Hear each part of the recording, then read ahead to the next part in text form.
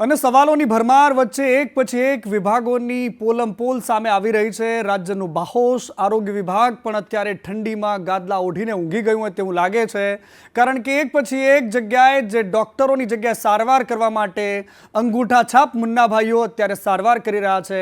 નકલી ડોક્ટરોની ભરમાર છે। મોરબીમાં વધુ એક ડોક્ટર પકડાયો છે, બોગસ ડોક્ટર નિત્યાનંદ એનું નામ છે અને એ નિત્યાનંદ સોસાયટીમાં રહેતો હતો, ક્લિનિક ચલાવતો હતો। પોલીસે બોગસ ડોક્ટર પ્રવીણ ફળદુની ધરપકડ કરી છે। અને માત્ર મોરબીમાં જ નહીં, રાજ્યમાં મોટાભાગના સ્થળો પર આ જ પ્રકારના દ્રશ્યો સામે આવે છે। તબીબોનો રાફડો નકલી ફાટ્યો છે। પોલીસે લોકોના આરોગ્ય સાથે ચેડા કરનારા વધુ એક બોગસ ડોક્ટરને અમરેલીમાંથી પણ પકડ્યો છે। ધારીના ગોવિંદપુરથી બોગસ ડોક્ટર પકડાયો છે। એસઓજીએ બોગસ તબીબ ભાર્ગવ રાજુ ડાભી ઉર્ફે બાબરિયાની ધરપકડ કરી છે। આ બોગસ તબીબ ધારીના ગ્રામ્ય વિસ્તારમાં દવાખાનું ખોલીને લોકોના આરોગ્ય સાથે રમત કરતો હતો। અને આરોગ્યની વાતો થઈ રહી છે, સુરક્ષિત આરોગ્ય સેવાના દાવાઓને લપડાક આપતો વધુ એક પુરાવો સામે આવ્યો। વધુ એક એવી હોસ્પિટલ નવસારીમાં ઝડપાઈ જે દર્દીઓના આરોગ્ય સાથે ચેડા કરતી હતી।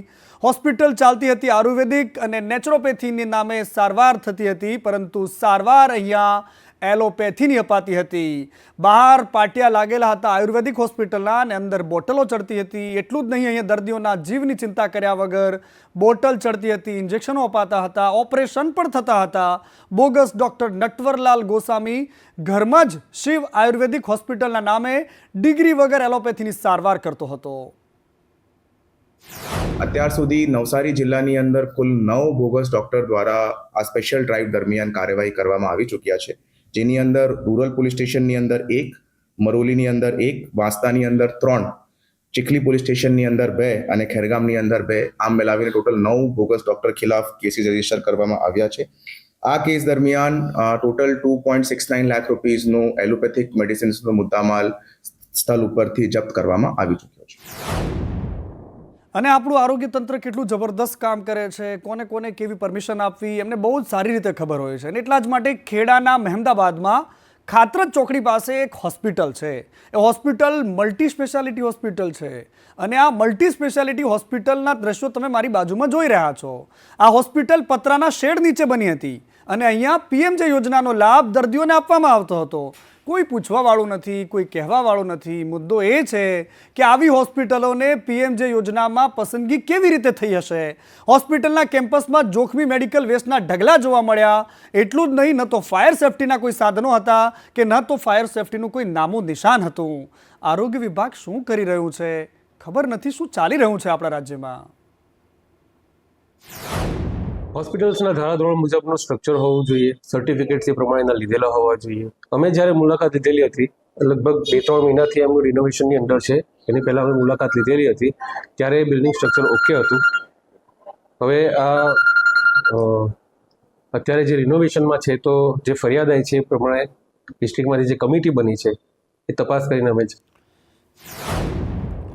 અને હવે વાત સુરતની કરવી છે। સુરતમાં એક નરાધમ શિક્ષકની કરતૂત સામે આવી કે જેણે ધોરણ 10 વર્ષીય 2 બાળકીઓ સાથે છેડતી કરી છે। એ શિક્ષક કે જેમને ભણાવતો હતો એણે જ પોતાના જ ક્લાસમાં ભણતી 2 દીકરીઓ સાથે છેડતી કરી છે અને શાળાના સીસીટીવી ચેક કરાયા તો શિક્ષકનો ભાંડો ફૂટી ગયો।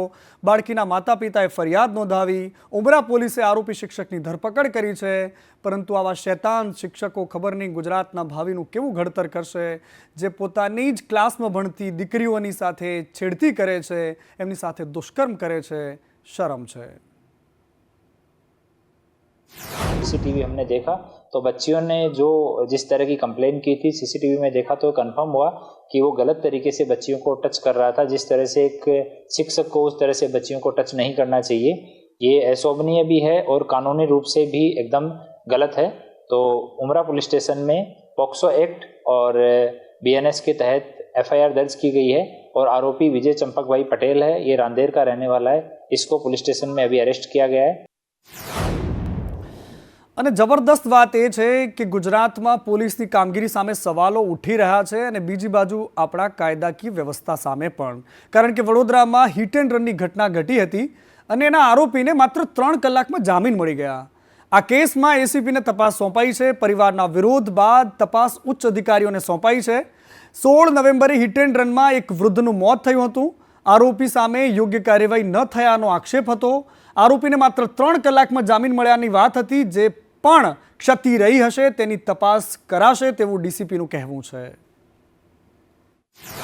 હવે એસીપી કક્ષાના અધિકારી તપાસ કરીને આગળ રિપોર્ટ કરશે.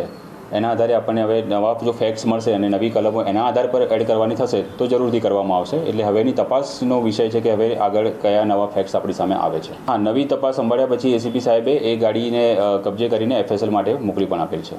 ધોરણ મુજબ જે આરટીઓનું ઇન્સ્પેક્શન કરવાનું હોય છે, આરટીઓનું ઇન્સ્પેક્શન તો કરવામાં આવેલ જ હતું.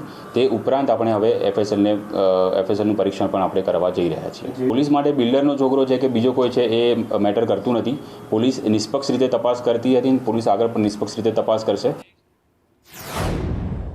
અને આંબેડકર પર અમિત શાહનું એક નિવેદન અને ત્યારબાદ કોંગ્રેસનો આક્રમક અંદાજ. કોંગ્રેસના નેતાઓ, ભાજપના નેતાઓ, સાંસદો વચ્ચે સંસદ ભવનની બહાર થયેલી ધક્કામુક્કી અને આ બધાની વચ્ચે વિરોધ પ્રદર્શનનો દોર શરૂ થયો. ભારતીય જનતા પાર્ટીના નેતાઓએ રાહુલ ગાંધીનું પુતળાદહન કર્યું. રાજકોટના કિશાનપરા ચોક ખાતે આજે ભારતીય જનતા પાર્ટીના મોટાભાગના નેતાઓ હાજર રહ્યા અને અમિત શાહના નિવેદનને તોડી મરોડીને રજૂ કર્યાનો આ મામલો એમણે રાખ્યો છે અને એમણે કહ્યું છે કે નિવેદનને તોડી મરોડીને રજૂ કર્યું છે એટલા માટે રાહુલ ગાંધીના પુતળાનું દહન કરવામાં આવ્યું. કોંગ્રેસ કરોડો લોકોના પ્રશ્નોને વાચા આપવાને બદલે આવી વાહિયાત વાતો કરીને દેશને ગેરમાર્ગે દોરવાનું કામ કરે છે. બંધારણના ઘડવૈયા ડૉક્ટર બાબા સાહેબ આંબેડકર માત્ર ભારતીય જનતા પાર્ટીના નહીં 140 કરોડની વસ્તીના એ હૃદયસ્થ છે. ત્યારે તેમના વિશે આવી વાહિયાત વાતો કરીને દેશને ગેરમાર્ગે દોરવાનું જે કામ કરે છે. અને ડૉક્ટર બાબા સાહેબ આંબેડકર પર થયેલી ટિપ્પણીને લઈને સંસદ ભવનમાં ટિપ્પણી બાદ સુરતમાં પણ વિરોધ પ્રદર્શન જોવા મળ્યું. બૌદ્ધ સમાજના લોકોએ આંબેડકર પ્રતિમા પાસે એકઠા થયા અને ભારતભરમાં બહુજન સમાજને ઠેસ પહોંચી હોવાની વાત કરી. બૌદ્ધ સમાજ દ્વારા આ પ્રકારનો વિરોધ કરવામાં આવ્યો. પોલીસે બૌદ્ધ સમાજના અનુયાયીઓની અટકાયત કરી હતી. અને વાત કરવી છે બીઝેડ કૌભાંડની. બીઝેડ કૌભાંડ મામલે સીઆઈડી ક્રાઇમ અત્યારે ગ્રોમોર કોલેજ પહોંચી હતી. એ ગ્રોમોર કોલેજ કે જે ભૂપેન્દ્ર ઝાલાએ ખરીદી હોવાની વાત સામે આવી હતી. બીઝેડ ગ્રુપના સીએ ઋષિત મહેતાની પૂછપરછ કરવામાં આવી રહી છે. કર્મચારીઓના ખાતામાં રૂપિયાની ટ્રાન્સફર લઈને પણ તપાસ થઈ રહી છે. બીઝેડ ગ્રુપે 1 વર્ષ પહેલા ગ્રોમોર ખરીદી હતી. ભૂપેન્દ્રસિંહે કર્મચારીઓના ખાતામાં રૂપિયા ટ્રાન્સફર કર્યા હોવાની વાત સામે આવી હતી. અને સુરતમાં ગજબનો એક વિડીયો સામે આવ્યો કે સુરતમાં બીઆરટીએસના ડ્રાઈવરે જબરદસ્ત કામ કર્યું. તમે જુઓ કે બહાદુર ડ્રાઈવર એ કેવી રીતે બસ ચલાવી રહ્યો છે. એક વ્યક્તિ બસમાં ચડી રહ્યો છે એ વખતે એનો પગ દરવાજાની વચ્ચે ફસાઈ જાય છે. એ પેસેન્જર વારંવાર વિનંતી કરી રહ્યો છે પરંતુ ડ્રાઈવર છે એનો પિત્તો ગયેલો છે, એને ખબર નથી અને બેફામ બસ ચલાવી રહ્યો છે. બસ ચાલતી રહી અને આ જે પેસેન્જર છે એ કણસતો રહ્યો, વારંવાર રજૂઆતો કરતો રહ્યો પરંતુ દરવાજો ન ખોલ્યો તો ન જ ખોલ્યો. અને આ ઘટના ગોડાદરા મંગલ પાસે બીઆરટીએસ પાસેની હોવાનું જાણવા મળ્યું છે. બસ ડ્રાઈવરની બેદરકારીને લઈને લોકોમાં ગુસ્સો છે. સિટી બસ સેવા એ દિન પ્રતિદિન યમદૂત સેવા બનતી જાય છે શહેરીજનો માટે. અને કોઈ સપ્તાહ એવો નથી કે જેમાં 2 થી 3 આવા અકસ્માતો ના થતા હોય, ડ્રાઈવરોની ગંભીર બેદરકારી સામે નહીં આવતી હોય. પરંતુ સુરત મહાનગરપાલિકાની સિટી લંગ જે ડિપાર્ટમેન્ટ છે એ બિલકુલ આંખ પર પાટા બાંધીને બેઠો છે. એને આવું કંઈ દેખાતું નથી. બહુ બધો એજન્સીને એ લેખિતમાં નોટિસ પાઠવે છે, દંડનીય કાર્યવાહી કરતા હશે, પરંતુ જે આકરી કાર્યવાહી કરવી જોઈએ એ આજ દિન સુધી કરી નથી શક્યા. આ સિટી બસ સેવાના ઘણા ડ્રાઈવરો બિલકુલ નશામાં રહેતા હોય એ પ્રમાણે એ લોકો ડ્રાઇવિંગ કરે છે. ખરેખર જ્યારે સવારે જ્યારે ચેકિંગ બસ પર ચડે છે ત્યારે તપાસ કરવી જોઈએ કે એને નશો કર્યો છે કે નથી કર્યો. અને આ તરફ દ્વારકામાં બોટ માલિકો સામે મોટી કાર્યવાહી થઈ. મત્સ્ય ઉદ્યોગ કાયદાનું પાલન ન કરવા બદલ કાર્યવાહી કરવામાં આવી છે. સલાયામાં 4 બોટ માલિકો સામે કાર્યવાહી કરાઈ છે. ફિશિંગ બોટમાં સંદેશના વ્યવહારના સાધનો નહોતા અને બોટમાં હવામાનની આગાહીઓ સંબંધિત સાધનો પણ નહોતા. 4 આસામીઓની સામે ગુનો નોંધવામાં આવ્યો છે. સલાયા મરીન પોલીસ મથકમાં આ ફરિયાદ નોંધાઈ છે. અને હવે વાત કરવી છે સાબરકાંઠાની. સાબરકાંઠામાં તલાટી લાંચ લેતા ઝડપાયા છે. બોરિયા ગ્રામ પંચાયતનો આ તલાટી જે 10,000 રૂપિયાની લાંચ માંગી હતી. દિનેશ પટેલ એમનું નામ છે. દસ્તાવેજ આપવાના બદલે 10,000 રૂપિયા આપો તો તમારું કામ થશે. મકાન વેચાણ રાખનાર પાસે આ મકાન માટેની લાંચ માંગી હતી. એસીબીએ કોંકણોલ ગામે તલાટીના ઘરે તપાસ હાથ ધરી છે.